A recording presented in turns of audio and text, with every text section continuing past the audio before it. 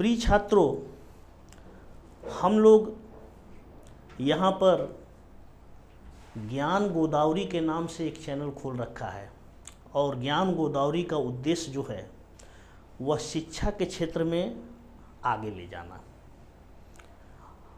और आपका चूँकि उद्देश्य जो है वो उद्देश्य तो हम लोग पूरी तरीके से समझते हैं और इस उद्देश्य में आपका महत्वपूर्ण जो होता है केंद्र बिंदु सिलेक्शन होता है। और इसी सिलेक्शन को ध्यान में रखते हुए, लॉकडाउन की बातों को ध्यान में रखते हुए, ऑफलाइन चूँकि चल नहीं सकता और इस समय हम लोग सेवा से लगभग वंचित हैं, तो हम लोगों ने एक निर्णय किया। हमारे त्रिपाठी सर हैं, सुजीत मिश्रा सर हैं, इन लोगों ने सब लोगों ने निर्णय किया कि बच्चों को हम लोग अपनी एक बेहतर सेवा उपलब्ध कराने के उद्देश्य से कुछ ऑनलाइन पठन पाठन की क्रियाओं को संपन्न किया जाए। और इन्हीं चीज़ों को ध्यान में रखकर हम लोग एक ज्ञान गोदावरी नामक संस्था को स्थापित किया है। और इस संस्था का मुख्य उद्देश्य अभी तक तो जो है वह स्पेशली वनडे एग्जामिनेशन, इसके अलावा बिहार पीसीएस जुडिशियल, इसके अलावा हमारा आगे का टारगेट पीसीएस और सिविल तक भी होगा। लेकिन हम लोग चूँकि अभी शुरुआती स्टेज में हैं और वनडे को स्पेशली हम लोग ध्यान में रखेंगे। और इन्हीं बातों को ध्यान में रखकर हम लोग इस समय एक टारगेटेड बैच यूपीएसआई के लिए चला रहे हैं। और इस यूपीएसआई में एक पोर्शन जो होता है वह जीएस का होता है और जीएस में एक सेगमेंट होता है जिसे इंडियन इकोनॉमी या भारतीय अर्थव्यवस्था कहते हैं। और इस भारतीय अर्थव्यवस्था पर हम लोग चर्चा करेंगे। तो हम लोगों का विषय वस्तु क्या होगा यहाँ पे पहले समझ लीजिए, वो होगा इंडियन इकोनॉमी, यानी इसे हिंदी में भारतीय अर्थव्यवस्था कहते हैं। तो देखिए प्रिय छात्रों, हम आपको बता दें कि इंडियन इकोनॉमी ही हम लोगों का विषय है। अब यहाँ पर इंडियन इकोनॉमी में हम लोग क्या पढ़ेंगे, स्पेशली यूपीएसआई को ध्यान में रखते हुए हम लोग इस पर चर्चा करेंगे। तो इंडियन इकोनॉमी में हम लोग क्या पढ़ेंगे, पहले ये समझ लीजिए। हम लिखेंगे जरूर ही इंग्लिश में, लेकिन आपको उसकी हिंदी भी बताते चलते हैं।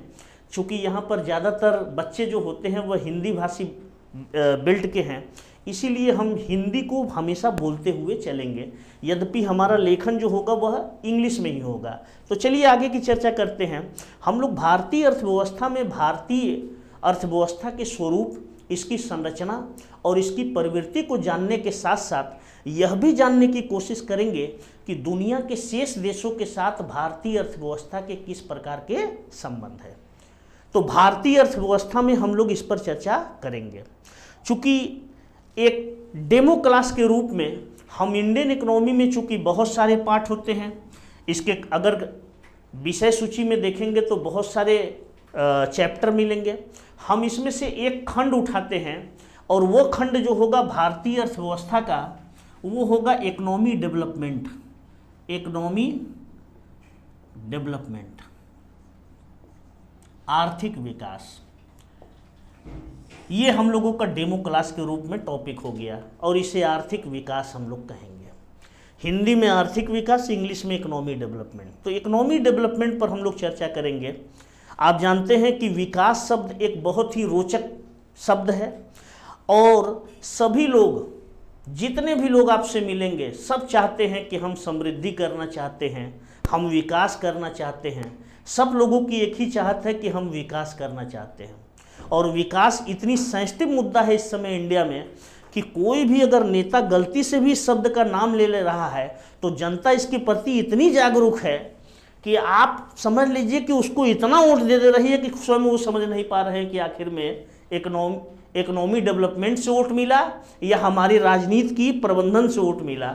लेकिन वास्तविक ये है कि जनता इस समय इसके प्रति ज़्यादा संवेदनशील है। इसलिए अक्सर ये पूछा जाता है कि विकास क्या है। हम विकास करना चाहते हैं, हमारा देश विकास करना चाहता है, हम विकास करना चाहते हैं। इन सभी बातों पर हम लोग यहाँ पर चर्चा करेंगे।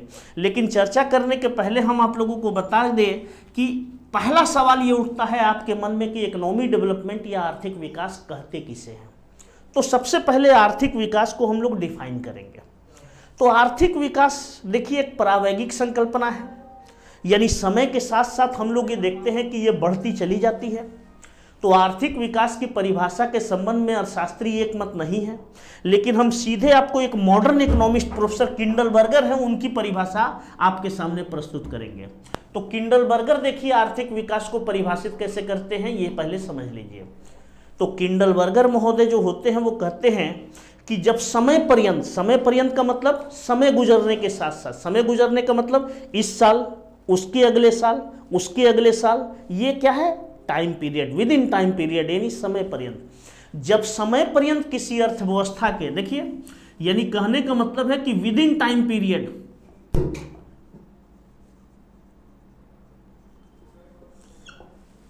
जब समय पर्यंत किसी अर्थव्यवस्था के आर्थिक एवं सामाजिक ढांचा, देखिए दो ढांचा की बात वो करते हैं, एक तो इकोनॉमी फ्रेमवर्क और दूसरा हम लोग ये देखते हैं कि सोशल फ्रेमवर्क। ये इसे कहते हैं हिंदी में आर्थिक ढांचा और इसे कहते हैं हम लोग सामाजिक ढांचा। इस तरीके से हम लोग ये देखते हैं कि इन्हीं दोनों शब्दों को जोड़कर वह डिफिनेशन जो देते हैं वह है इकोनॉमी डेवलपमेंट का। तो वो क्या कहते हैं, जब समय पर्यंत किसी अर्थव्यवस्था के आर्थिक एवं सामाजिक ढांचा में सकारात्मक या पॉजिटिव परिवर्तन होता है तो उसे आर्थिक विकास कहते हैं। तो ये आर्थिक विकास की परिभाषा है, ये आधुनिक अर्थशास्त्री किंडलबर्गर प्रस्तुत करते हैं। एक बार फिर से हम परिभाषा बताना चाहेंगे, जब समय पर्यंत किसी अर्थव्यवस्था के आर्थिक एवं सामाजिक ढांचा में सकारात्मक परिवर्तन होता है तो उसे आर्थिक विकास कहते हैं। अब आर्थिक ढांचा किसे कहते हैं, तो आर्थिक ढांचा का मतलब होता है कि जहां आर्थिक संबंधों का निर्धारण किया जाता है। अब चूंकि आर्थिक ढांचा में उत्पादन, अर्थव्यवस्था का मतलब होता है उत्पादन और उपभोग करना, इसका मतलब है कि आर्थिक ढांचा का मतलब ये हुआ कि आर्थिक ढांचा को बहुत सारे कारक ऐसे हैं जो इसे निर्धारित करते हैं। तो जहां आर्थिक संबंधों का निर्धारण होता है उसे आर्थिक ढांचा कहते हैं। आर्थिक ढांचा को निर्धारित करने वाले कई कारक हैं। जैसे सबसे पहला कारक क्या है, तो देखिए हम आपको बता दें, सबसे पहला कारक हम लोग ये देखते हैं expansion of old industry.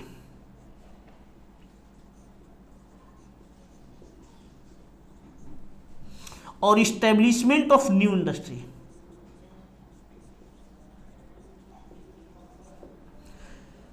Expansion of old industry का मतलब पुराने उद्योगों का विस्तार और नए उद्योगों की अगर स्थापना, इसे दोनों को अगर मिला दिया जाए तो यह औद्योगिकरण शब्द हो गया। तो यहां पर हम आपको बता दें कि जैसे ये हमारी इकोनॉमी है, इस इकोनॉमी में पहले से 4 उद्योग लगे हैं। वर्ष भर में अभी तक ये चारों मिलकर 400 इकाई वस्तु का उत्पादन करते थे। अब हम ये मान लेते हैं कि समय गुजरने के बाद इन उद्योगों का आकार बड़ा हो गया। अब यही उद्योग हम लोग ये देखते हैं कि कुछ दिन बाद एक वर्ष में 400 के जगह 1500 इकाई वस्तु का उत्पादन करने लगे, यानी इसका आकार क्या हो गया, बढ़ गया। अगर इसकी आकार बढ़ गई है तो निश्चित है कि पहले की अपेक्षा उत्पादन क्या होगा, ज़्यादा होगा। अगर उत्पादन ज़्यादा होगा तो निश्चित है कि उत्पादन अगर ज़्यादा होगा तो उपभोग भी ज़्यादा होगा और आर्थिक ढांचा पहले की अपेक्षा बड़ा और मजबूत बन जाएगा। तो जैसे जैसे किसी राष्ट्र में पुराने उद्योगों का विस्तार होगा उसकी आर्थिक ढांचा बड़ी होती चली जाएगी। इसी तरीके से इस्टेब्लिशमेंट ऑफ न्यू इंडस्ट्री, इसके साथ साथ समय गुजरने पर यह देखा जाता है कि कुछ नए उद्योग स्थापित हो जाते हैं और अगर ये नए उद्योग स्थापित हो जाते हैं तो निश्चित रूप से इससे भी कुल उत्पादन की मात्रा क्या होती है, बढ़ जाती है। इस तरीके से हम लोग ये देखते हैं कि अगर औद्योगिकरण की प्रक्रिया चलती है तो इससे निश्चित है कि कुल उत्पादन बढ़ती है और कुल उत्पादन बढ़ने का मतलब है कि आर्थिक ढांचा क्या होगा, बड़ा हो जाएगा।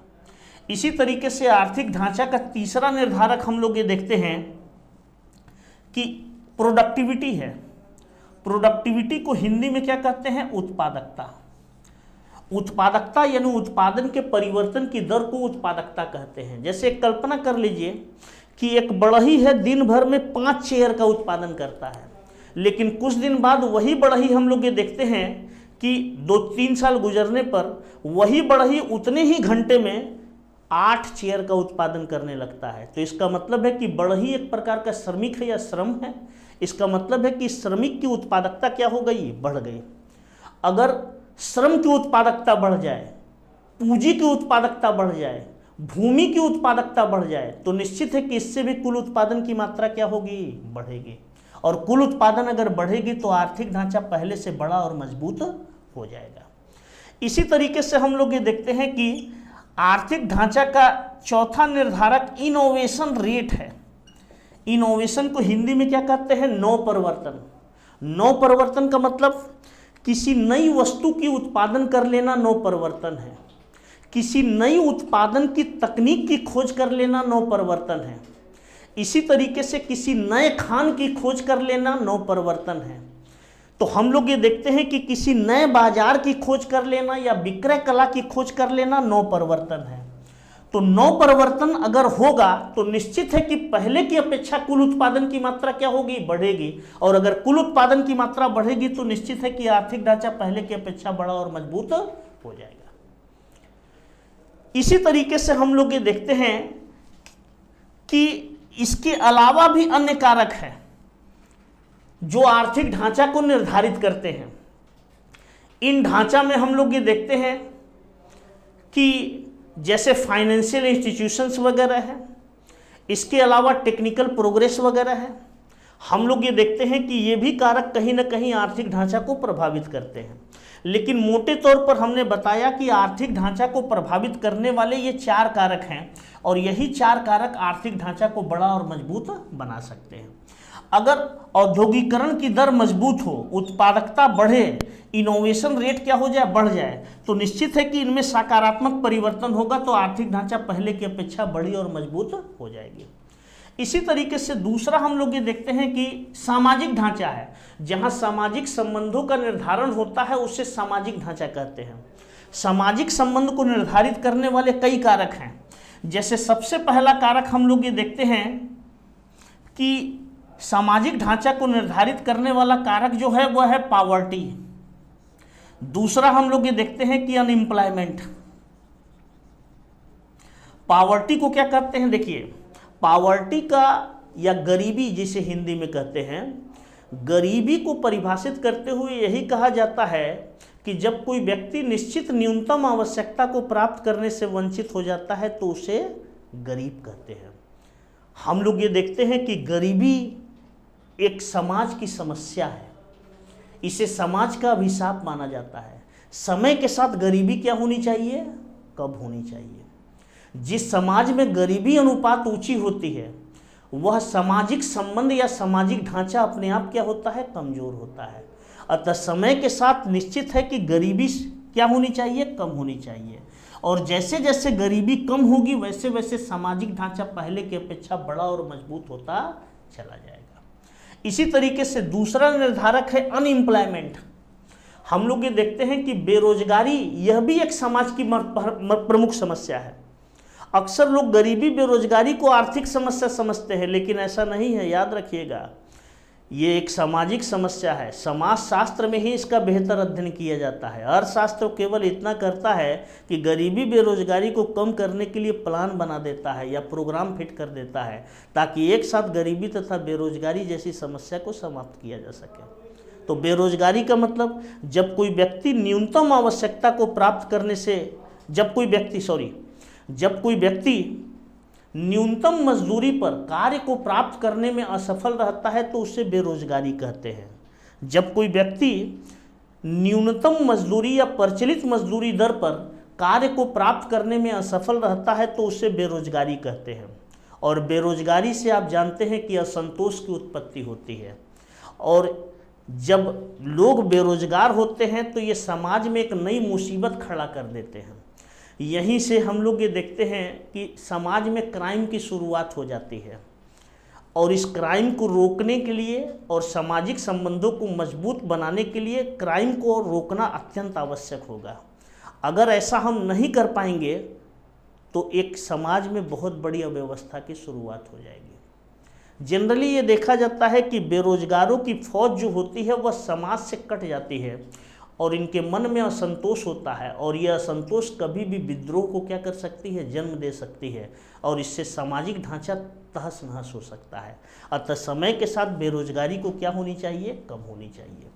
इसी तरीके से हम लोग ये देखते हैं कि सामाजिक ढांचा को निर्धारित करने वाला एक कारक, महत्वपूर्ण कारक है इनइक्वालिटी।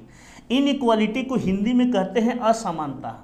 और समय के साथ असमानता क्या होनी चाहिए? कम होनी चाहिए। असमानता का मतलब समाज में कुछ लोग अमीर हो और कुछ लोग गरीब हो, तो ये स्थिति कैसी है? असमानता की। जो गरीब होते हैं, दबे कुचले लोग होते हैं, उनके मन में असंतोष होता है। यह असंतोष निश्चित तौर पर विद्रोह को जन्म देती है और यहीं से उग्रवाद और आतंकवाद जैसी समस्या समाज में उत्पन्न होती है। अतः समय के साथ इनइक्वालिटी कम होनी चाहिए और जैसे जैसे किसी राष्ट्र या समाज में असमानता कम होती है वैसे वैसे सामाजिक ढांचा बड़ा और मजबूत होते चला जाता है। इसी तरीके से हम लोग ये देखते हैं फेमीन को अकाल कहते हैं। यह भी समाज का एक महत्वपूर्ण निर्धारक है। समय के साथ फेमीन या अकाल क्या होनी चाहिए? कम होनी चाहिए। अकाल के बारे में हम आपको बता दें, जब कोई निश्चित क्षेत्र के लोग एक न्यूनतम आवश्यकता को प्राप्त करने से वंचित रह जाते हैं तो वह अकाल की स्थिति होती है। अब ये बाढ़, भूकंप और ज्वालामुखी किसी भी कारण से उत्पन्न हो सकता है। इस तरीके से अकाल समाज को तोड़ देती है। लोग वहाँ से पलायन करते हैं और जहाँ पर जाते हैं वहाँ की व्यवस्था को भी खत्म कर देते हैं। इस तरीके से पलायन की प्रवृत्ति को और समाज को टूटने की प्रवृत्ति को रोकने के लिए अत्यंत आवश्यक हो जाता है कि अकाल की संख्या समय के साथ क्या होती चली जाए? कम होती चली जाए।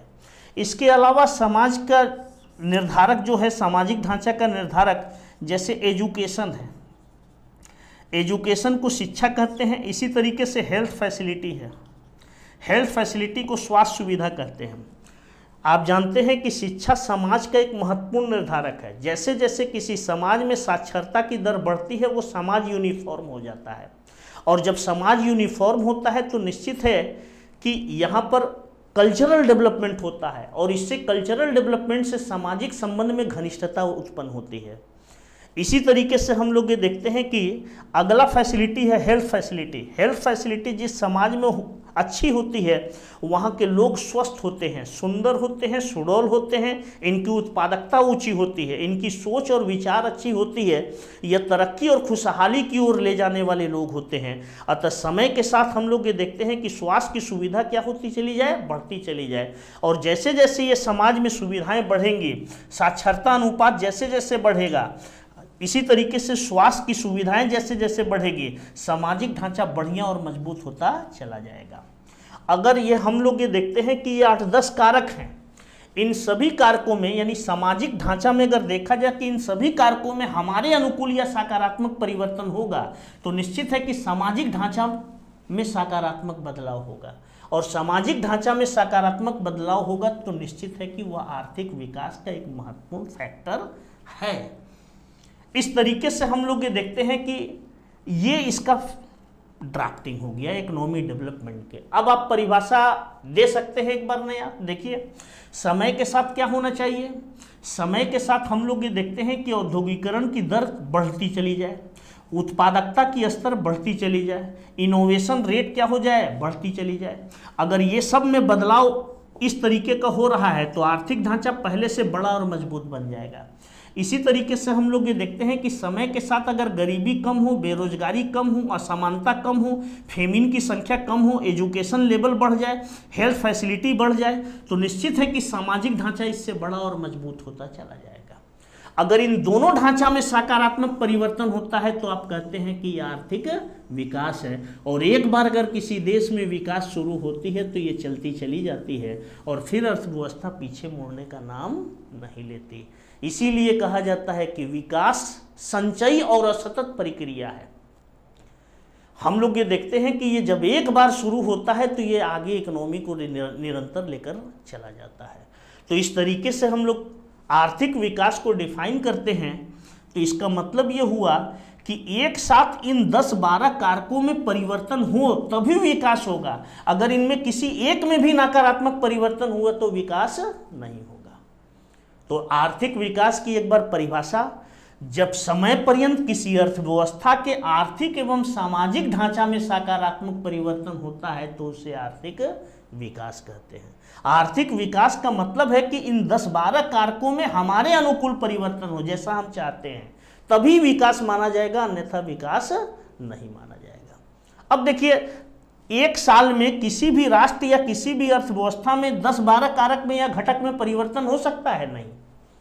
जब 10-12 घटक में एक साल में परिवर्तन नहीं होगा तो इसका मतलब है कि विकास भी हर साल नहीं होगा। यानी विकास हर साल नहीं होगा बल्कि रुक रुक कर होगा। जैसे इकोनॉमी हम लोग ये देखते हैं कि हर साल कुछ न कुछ ग्रोथ करती है, समृद्धि करती है, उसके बाद हम लोग ये देखते हैं कि इकोनॉमी जंप करती है और ऊपर की ओर चलने लगती है। इस तरीके से यहाँ इकोनॉमी का जाना क्या है? इकोनॉमी ग्रोथ, आर्थिक समृद्धि। और यहाँ से यहाँ जंप करना इकोनॉमी का क्या है? विकास है। इसीलिए विकास को उछाल वाली प्रक्रिया या सतत प्रक्रिया कहा जाता है। विकास से इकोनॉमी की पूरी क्वालिटी, यानी किसी भी राष्ट्र की पूरी क्वालिटी क्या होती है? बदल जाती है। इसीलिए विकास को गुणात्मक संकल्पना कहा जाता है। विकास रुक रुक कर होता है, विकास संचयी होता है, विकास असतत प्रक्रिया होती है। और भारत जैसे विकासशील देशों में जरूरत समृद्धि की नहीं बल्कि किसकी है? विकास की। जबकि अमेरिका जैसे देश को विकास की जरूरत नहीं है, क्योंकि अमेरिका में आप जानते हैं कि औद्योगिकरण के उच्चतम स्तर है, उत्पादकता वहां सबसे ऊंची है, इनोवेशन सबसे ज्यादा है। इसी तरीके से वहां पर गरीबी, बेरोजगारी, असमानता, कुपोषण इत्यादि क्या है? कम है। वहां पर अब अगर ये थोड़ा बहुत है तो इसे खत्म नहीं किया जा सकता। लेकिन भारत जैसे विकासशील देश में अभी औद्योगिकरण पूरी तरीके से नहीं हो सका है, उत्पादकता की स्तर भी निम्न है, इनोवेशन रेट भी धीमा है। इसी तरीके से गरीबी, बेरोजगारी, इनइक्वालिटी, फेमिन, ये सब समस्या आज भी हमारे देश में है। अतः भारत जैसे विकासशील देश में चाहत समृद्धि की नहीं बल्कि विकास की होती है। इसलिए हम लोग ये देखते हैं कि हमारा मूल फोकस विकास पर होता है और विकास ही हमारा फोकस होना चाहिए। हम इन सभी में बदलाव करने की एक साथ कोशिश करें, हम खुद विकास के एक बेहतर या अनुकूलतम स्तर पर क्या होंगे? पहुंच जाएंगे। तो विकास का संबंध विकासशील देशों से होता है, विकसित देशों से नहीं। जबकि आर्थिक समृद्धि का संबंध विकसित देशों से होता है। तो ये कुछ आर्थिक विकास की विशेषता है। तो सबसे पहले हमने क्या बताया? देखिए, एक तो हमने आपको बता दिया डिफिनेशन कि आर्थिक विकास क्या है। तो आर्थिक विकास को मोटे तौर पर एक लाइन में एक बार फिर से परिभाषित कर देते हैं। जब समय पर्यंत किसी अर्थव्यवस्था के आर्थिक एवं सामाजिक ढांचा में सकारात्मक परिवर्तन होता है तो उसे आर्थिक विकास कहते हैं। आर्थिक विकास की दूसरी हमने बता दिया प्रॉपर्टीज। प्रॉपर्टीज में हमने क्या बताया? प्रॉपर्टीज का मतलब विशेषता होता है। इसकी पहली विशेषता तो यह है कि आर्थिक विकास एक गुणात्मक संकल्पना है। इससे पूरी इकोनॉमी की क्वालिटी बदल जाती है जब ये होता है। तो इसी तरीके से हम लोग ये देखते हैं कि आर्थिक विकास एक असतत प्रक्रिया है, यानी ये रुक रुक कर चलती है। हर साल इसे अचीव नहीं किया जा सकता है, बल्कि 2-3 साल समृद्धि होगा, उसके बाद इकोनॉमी जंप करेगी, फिर आगे की मार्ग पकड़ लेगी। इस तरीके से हम लोग ये देखते हैं कि विकास एक असतत प्रक्रिया है या उछाल वाली प्रक्रिया है। इसी तरीके से हम लोग ये देखते हैं कि विकास का संबंध विकासशील देशों से है, विकसित देशों से नहीं है। क्योंकि विकसित देशों में, विकासशील देशों में हम लोग ये देखते हैं कि गरीबी, बेरोजगारी, असमानता, निरक्षरता इत्यादि बहुत अधिक है। यहाँ इसे अभी बहुत ज़्यादा कम करना है। यहाँ अभी भी संसाधन बचे हुए हैं, अतः यहाँ पर विकास करना जरूरी है, समृद्धि करना जरूरी नहीं है। जबकि हम लोग ये देखते हैं कि अमेरिका जैसे राष्ट्र में समृद्धि करना महत्वपूर्ण होता है, क्योंकि वहाँ के लगभग सभी संसाधन उत्पादन में लग चुके हैं और वहाँ गरीबी, बेरोजगारी, असमानता इत्यादि न्यूनतम स्तर पर है। अगर थोड़ा बहुत है तो उसे ख़त्म भी नहीं किया जा सकता है। इसीलिए कहा जाता है कि इसका संबंध विकसित देशों से नहीं है, बल्कि इसका संबंध विकासशील देशों से है। तो यहाँ से सवाल पूछा जाता है आपसे। तो आर्थिक विकास को अगर डिफाइन करेंगे तो आर्थिक विकास में यही होता है। देखिए, सवाल पूछा गया है आर्थिक विकास का अर्थ होता है, तो उसमें दिया जाता है आर्थिक तथा सामाजिक ढांचा में बदलाव। याद रखिएगा, आर्थिक विकास का मतलब केवल आर्थिक ढांचा में नहीं बल्कि सामाजिक ढांचा में बदलाव। ठीक है ना। अब देखिए, आर्थिक विकास की माप महत्वपूर्ण है। पहला टॉपिक। दूसरा टॉपिक विशेषता हमने बता दिया। तीसरा, अब देखिए सवाल कैसे पूछा जाएगा, ये आगे के लेक्चर में हम आपको बताएंगे कि यहाँ से कैसे कैसे सवाल बनाए जाएंगे। अब तीसरा टॉपिक हम यहाँ पर चर्चा करेंगे। तीसरा टॉपिक में हम लोग ये देखते हैं कि मेजरमेंट ऑफ इकोनॉमी डेवलपमेंट, यानी आर्थिक विकास की माप।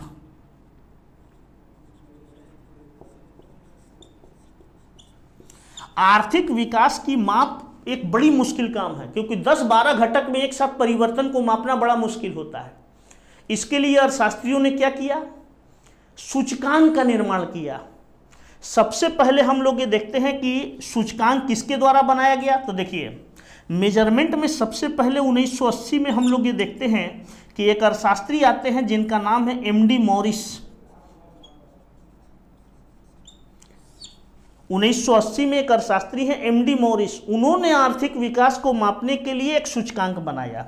इस सूचकांक का नाम क्या है, PQLI, physical quality life index. ये सवाल आपसे पूछा जाता भी है।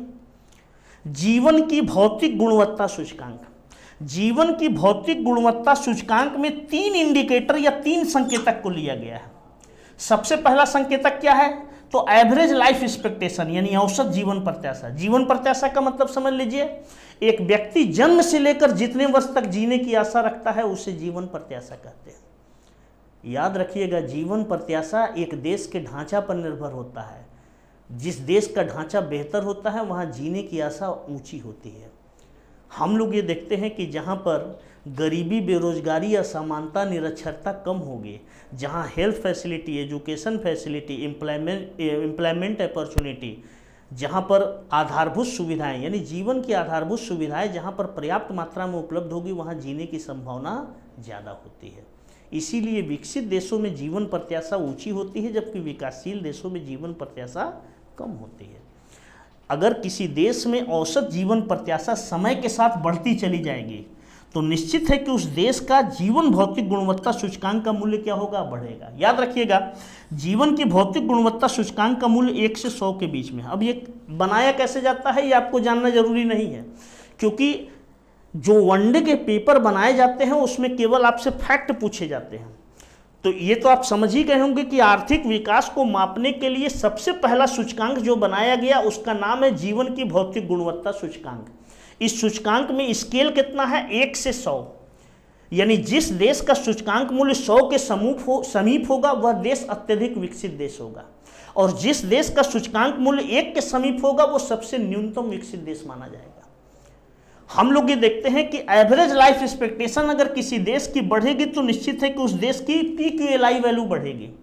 दूसरा हम लोग ये देखते हैं लिटरेसी रेशियो है, साक्षरता अनुपात। जैसे जैसे किसी राष्ट्र में साक्षरता अनुपात बढ़ेगी वहां की जीवन भौतिक गुणवत्ता सूचकांक का मूल्य क्या होगा, बढ़ेगा। इसी तरीके से तीसरा हम लोग ये देखते हैं, लिटरेसी का मतलब आप समझ रहे होंगे। जैसे भारत में लिटरेसी को डिफाइन करते हुए कहा जाता है कि भारत की किसी एक भाषा को पढ़ ले तथा लिख ले वह व्यक्ति साक्षर माना जाता है। अगर हम लोग ये देखते हैं कि 100 में से 90 लोग ये दोनों काम कर लेते हैं तो निश्चित है कि यहाँ साक्षरता 90% है। इस तरीके से हम लोग ये देखते हैं कि किसी भी देश में साक्षरता अनुपात बढ़ेगी वहाँ की PQLI वैल्यू बढ़ेगी। इसी तरीके से हम लोग ये देखते हैं कि एक और पैरामीटर लिया गया है, इसे इन्फेंट मोटिलिटी रेट, यानी हिंदी में इसे शिशु मृत्यु दर कहते हैं। शिशु मृत्यु दर, इन्फेंट मोटिलिटी रेट।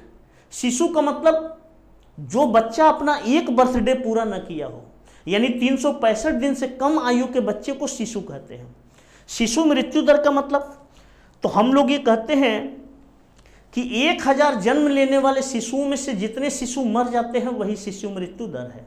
जैसे वर्तमान समय में हम लोग ये देखते हैं कि भारत में शिशु मृत्यु दर कितना है, 45 प्रति 1000, जबकि आज से 5 साल पहले जाएंगे तो वो आपको मिलेगा 52 प्रति 1000।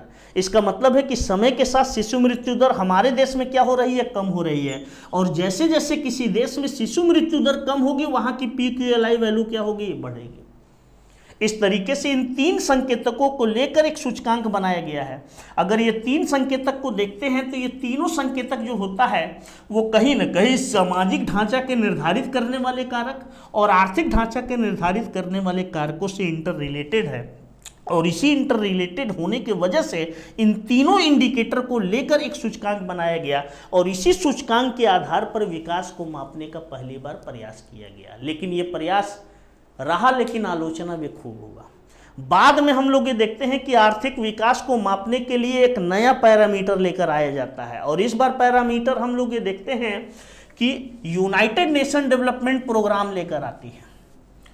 कौन लेकर आती है?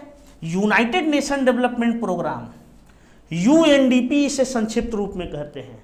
यूएनडीपी हम लोग ये देखते हैं कि 1990 में UNDP, United Nation Development Programme, संयुक्त राष्ट्र विकास कार्यक्रम, आर्थिक विकास को मापने के लिए एक सूचकांक लेकर आती है जिसका नाम है HDI, ह्यूमन डेवलपमेंट इंडेक्स, यानी मानव विकास सूचकांक। इस सूचकांक को हम लोग ये देखते हैं कि बनाने वाला जो अर्थशास्त्री है उसका नाम है प्रोफेसर अमर्त कुमार, इस सूचकांक को जो बनाने वाले हैं या निर्माता जो हैं वो प्रोफेसर महबूबुल हक हैं, लेकिन इस सूचकांक के निर्माण में अमर्त कुमार सेन, इसी तरीके से हम लोग ये देखते हैं कि भारत के अर्थशास्त्री में सिंगर हंस और अमर्त कुमार सेन और डॉक्टर जगदीश भगवती, इन तीनों लोगों ने अपना महत्वपूर्ण योगदान दिया था। इस तरीके से हम लोग ये देखते हैं कि आर्थिक विकास को मापने के लिए पहली बार 1990 में यूएनडीपी ने HDI यानी मानव विकास सूचकांक को प्रस्तुत किया। मानव विकास सूचकांक भी हम लोग ये देखते हैं कि 3 संकेतक पर आधारित है। सबसे पहला संकेतक एवरेज लाइफ एक्सपेक्टेशन, दूसरा संकेतक हम लोग ये देखते हैं कि लिटरेसी रेशियो, और तीसरा संकेतक हम लोग ये देखते हैं रियल पर कैपिटा इनकम यानी वास्तविक प्रति व्यक्ति आय। इस सूचकांक का मूल्य हम लोग ये देखते हैं कि 0 से 1 के बीच में होता है, यानी कहने का मतलब है कि ये सूचकांक 0 इज लेस देन HDI और HDI इज लेस देन 1, यानी HDI की मूल्य 0 से अधिक तथा 1 से कम होती है। अब इस सूचकांक में एवरेज लाइफ एक्सपेक्टेशन, अगर किसी भी देश की औसत जीवन प्रत्याशा बढ़ेगी तो HDI का मूल्य उसका क्या होगा, बढ़ेगा। अगर किसी देश में लिटरेसी रेशियो बढ़ेगी तो उसका HDI मूल्य बढ़ेगा। अगर किसी देश की रियल पर कैपिटा इनकम बढ़ेगी तो निश्चित है कि HDI मूल्य क्या होगा, बढ़ेगा। इस तरीके से हम लोग ये देखते हैं कि ये 3 संकेतकों को लेकर मानव विकास सूचकांक को पहली बार 1990 में प्रकाशित किया गया और तब से लेकर अब तक रेगुलर यह प्रकाशित किया जाता रहा। 2019 में हम लोग ये देखते हैं कि इसके रिपोर्ट आए हैं और 2019 के रिपोर्ट के अनुसार दुनिया में मानव विकास के दृष्टि से नंबर 1 पर जो राष्ट्र है उसका नाम है नॉर्वे। इसी तरीके से भारत में इसको जो रैंक मिला है 129वां स्थान पर इंडिया। इसी तरीके से हम लोग ये देखते हैं कि जो 189वें स्थान पर है वह है सियरा लियोन। इस तरीके से हम लोग ये देखते हैं कि ये सूचकांक है, ये रिपोर्ट दिया गया है। हर साल ये रिपोर्ट प्रकाशित किया जाता है। दुनिया में मानव विकास की दृष्टि से सबसे ऊंचा स्थान पर नॉर्वे है, 129वें स्थान पर भारत है और 189वें स्थान पर सियरा लियोन है। याद रखिएगा उसने अमेंडेड यही दिया था, इसके पहले नाइजर हुआ करता था। भारत का स्थान इसके पहले पिछले वर्ष में हम लोग ये देखते हैं कि 130वां था, इस बार 129वां हो गया। इसका मतलब है कि भारत मानव विकास की दृष्टि से हर साल कुछ न कुछ अच्छा कर रहा है और ये तरक्की की ओर बढ़ रहा है। तो इस तरीके से अभी तक आर्थिक विकास का सबसे बेहतर मापदंड कौन है, मानव विकास सूचकांक। और इसी के आधार पर हम लोग ये देखते हैं कि अब दुनिया के सभी देश आर्थिक विकास के स्तर की माप करते हैं। तो ये है मेजरमेंट। तो यहाँ पर हमने आपको आर्थिक विकास की परिभाषा बताया, उसकी विशेषता हमने बताया और विशेषता के साथ उसकी माप बताया। माप में पहला सूचकांक हमने बताया जीवन की भौतिक गुणवत्ता सूचकांक, दूसरा हमने सूचकांक बताया मानव विकास सूचकांक। अब हम लोग ये देखते हैं कि इसी तरीके से एक और संस्था है जिसका नाम है वर्ल्ड बैंक। वर्ल्ड बैंक जो है वह अपना रिपोर्ट प्रस्तुत करती है। उस रिपोर्ट को हर साल प्रस्तुत किया जाता है। इसे वर्ल्ड डेवलपमेंट रिपोर्ट या विश्व विकास रिपोर्ट कहा जाता है। यह हर साल प्रति व्यक्ति आय के आधार पर आर्थिक विकास की माप करती है। जिस देश की प्रति व्यक्ति आय अधिक होती है वह देश ज़्यादा विकसित देश माना जाता है और जिस देश की प्रति व्यक्ति आय कम होती है उस देश को कम विकसित देश माना जाता है। इस तरीके से हम लोग ये देखते हैं कि वर्ल्ड डेवलपमेंट रिपोर्ट 2019 प्रस्तुत किया गया है और इस रिपोर्ट में हम लोग ये देखते हैं कि दुनिया में सर्वाधिक प्रति व्यक्ति आय वाला राष्ट्र जो है वह नॉर्वे है। यानी इसके अनुसार भी, इस रिपोर्ट के अनुसार भी हम लोग ये देखते हैं कि दुनिया में सबसे अधिक विकसित देश नॉर्वे है। भारत की पर कैपिटा इनकम हम लोग ये देखते हैं कि यहाँ पर 2019 के अनुसार भारत की पर कैपिटा इनकम लगभग $2000 है। $2000 हम लोग ये देखते हैं कि भारत की प्रति व्यक्ति आय है। सबसे कम प्रति व्यक्ति आय वाला राष्ट्र जो है वह सियरा लियोन है, जिसकी पर कैपिटा इनकम जो है $90 मात्र है। इस तरीके से हम लोग ये देखते हैं कि WDR का रिपोर्ट, WDR जो है वर्ल्ड बैंक द्वारा प्रस्तुत किया जाता है। 2019 के अनुसार भारत की प्रति व्यक्ति आय $2000 है। इसी तरीके से सर्वाधिक प्रति व्यक्ति आय यहाँ पर भी नॉर्वे की है। तो दोनों रिपोर्ट जो है ये बताती है कि HDI में भी नंबर 1 पर नॉर्वे और WDR में भी आप देख रहे हैं कि नंबर 1 पर नॉर्वे है। भारत हम लोग ये देखते हैं कि एक उच्च मध्य विकसित देश की श्रेणी में शामिल है, क्योंकि भारत हम लोग ये देखते हैं कि इसकी पर कैपिटा इनकम लगभग $2000 के आसपास है। इसी तरीके से हम लोग ये देखते हैं कि इसकी HDI वैल्यू लगभग 0.600 को ऊपर यानी 0.632 के आसपास है। अतः भारत हम लोग ये देखते हैं कि उच्च मध्य विकसित देशों के श्रेणी में शामिल है। तो इस तरीके से हम आर्थिक विकास के बारे में आप लोगों को चर्चा किए। एक बार इसकी सारांश आप लोगों को बता देते हैं। हमने सबसे पहले क्या किया, डिफिनेशन दिया। हमने डिफिनेशन में क्या बताया, जब समय पर्यंत किसी अर्थव्यवस्था के आर्थिक एवं सामाजिक ढांचा में सकारात्मक परिवर्तन होता है तो उसे आर्थिक विकास कहते हैं। आर्थिक ढांचा किसे कहते हैं, तो जहां आर्थिक संबंधों का निर्धारण होता है उसे आर्थिक ढांचा कहते हैं। आर्थिक संबंध को निर्धारित या प्रभावित करने वाले कारक कौन है, तो एक तो औद्योगिकरण है, दूसरा साधनों की उत्पादकता है, तीसरा नवप्रवर्तन की दर है। अगर इन सभी में सकारात्मक परिवर्तन होता है तो आर्थिक ढांचा में भी सकारात्मक परिवर्तन या बदलाव होता है। दूसरा हमने बताया सामाजिक ढांचा। सामाजिक ढांचा को निर्धारित करने वाले ये सारे कारक हैं, गरीबी है, बेरोजगारी है, असमानता है, अकाल है, शिक्षा है, चिकित्सा की सुविधा है। अगर हम लोग ये देखते हैं कि समय के साथ किसी राष्ट्र में गरीबी अनुपात कम हो, बेरोजगारी की दर कम हो, असमानता कम हो, फेमिन की संख्या कम हो, एजुकेशन फैसिलिटी बढ़े, इसी तरीके से हेल्थ फैसिलिटी बढ़े, तो निश्चित है कि इन सभी में सकारात्मक परिवर्तन होता है और इन सकारात्मक परिवर्तन की वजह से सामाजिक ढांचा में भी सकारात्मक परिवर्तन होता है। और अगर इन दोनों ही ढांचा में सकारात्मक परिवर्तन होता है तो इसी को आर्थिक विकास कहते हैं। आर्थिक विकास की विशेषता हमने बताया। आर्थिक विकास एक प्रायोगिक संकल्पना है, आर्थिक विकास एक गुणात्मक संकल्पना है, आर्थिक विकास असतत प्रक्रिया है, आर्थिक विकास को उछाल वाली प्रक्रिया भी कहा जाता है। आर्थिक विकास का संबंध विकासशील देशों से है, जबकि विकसित देशों से संबंधित कौन है, समृद्धि। लेकिन हम लोग ये देखते हैं कि आर्थिक विकास का संबंध विकासशील देशों से है। आर्थिक विकास का सबसे बेहतर मापदंड क्या है, मानव विकास सूचकांक। मानव विकास सूचकांक किसके द्वारा प्रकाशित किया जाता है, UNDP द्वारा। पहली बार मानव विकास सूचकांक कब प्रस्तुत किया गया, 1990 में। मानव विकास सूचकांक किस रिपोर्ट में या रपट में प्रस्तुत किया जाता है, उसका नाम है HDR, ह्यूमन डेवलपमेंट रिपोर्ट। और यह रिपोर्ट हम लोग ये देखते हैं कि UNDP पे हर साल प्रस्तुत करती है। इसी तरीके से HDI की मूल्य कितनी होती है, तो 0 से अधिक और 1 से कम। इसी तरीके से हम लोग ये देखते हैं कि हर साल के रिपोर्ट में 2019 का रिपोर्ट दिया गया है और नंबर 1 पर नॉर्वे है, 129वां स्थान रैंक पर हम लोग ये देखते हैं कि भारत है। दुनिया का सबसे कम मानव विकास की दृष्टि से विकसित देश, जो मानव विकास की दृष्टि से पिछड़ा राष्ट्र है, वह है सियरा लियोन। इसी तरीके से विकास को मापने के लिए 70 के दशक से ही वर्ल्ड बैंक एक रिपोर्ट प्रस्तुत करता है जिसका नाम WDR है। इसे विश्व विकास रिपोर्ट कहते हैं। यह प्रति व्यक्ति आय के आधार पर आर्थिक विकास की माप करता है। जिन देशों की प्रति व्यक्ति आय अधिक होती है उन देशों को उच्च विकसित देश और जिनकी कम होती है उसे निम्न विकसित देश कहते हैं। हम लोग ये देखते हैं कि WDR के अनुसार भी नंबर 1 पर नॉर्वे है, यानी नॉर्वे की प्रति व्यक्ति आय डॉलर के रूप में सबसे ज़्यादा है, जबकि भारत की पर कैपिटा इनकम हम लोग ये देखते हैं कि लगभग $2000 के आसपास है। तो इस तरीके से इकोनॉमी डेवलपमेंट का ये सेगमेंट है। यहाँ पर जो थोड़े थ्योरेटिकल बातें थी वो भी हमने बता दिया, कुछ रिपोर्ट थे वो भी बता दिया। अब इसका एक सेगमेंट है आर्थिक विकास के निर्धारक।